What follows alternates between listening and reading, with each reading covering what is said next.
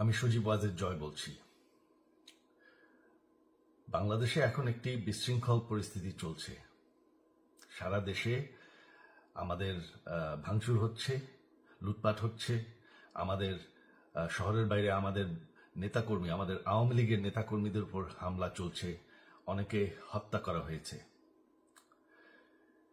এই পরিস্থিতিতে আমি বলতে চাই, আওয়ামী লীগ হচ্ছে বাংলাদেশের সবথেকে পুরাতন গণতান্ত্রিক এবং সবথেকে বড় দল। আওয়ামী লীগ কিন্তু মরে যায়নি। আওয়ামী লীগ এই দেশকে, বাংলাদেশকে স্বাধীন করেছে। আওয়ামী লীগকে শেষ করা সম্ভব না। আমরা বলেছিলাম যে আমার পরিবার আর রাজনীতি করবে না, তবে আমাদের নেতাকর্মীর উপর যেভাবে হামলা হচ্ছে, এই পরিস্থিতিতে আমরা হাল ছেড়ে দিতে পারি না। বাংলাদেশে যদি গণতন্ত্র, নতুন বাংলাদেশ গড়ে তুলতে হয়, আওয়ামী লীগ ছাড়া সম্ভব না। আওয়ামী লীগ হচ্ছে সবথেকে বড় দল। আওয়ামী লীগ কোথাও যাবে না, আওয়ামী লীগ শেষ হয়ে যাবে না। আওয়ামী লীগকে শেষ করা সম্ভব না। আওয়ামী লীগের নেতাকর্মীদের আমি সবাইকে আহ্বান জানাচ্ছি যে আপনারা সাহস নিয়ে দাঁড়ান। আপনারা একা না, আমরা আছি। বঙ্গবন্ধুর পরিবার কোথাও যায়নি, আমরা আপনাদের সাথে আছি।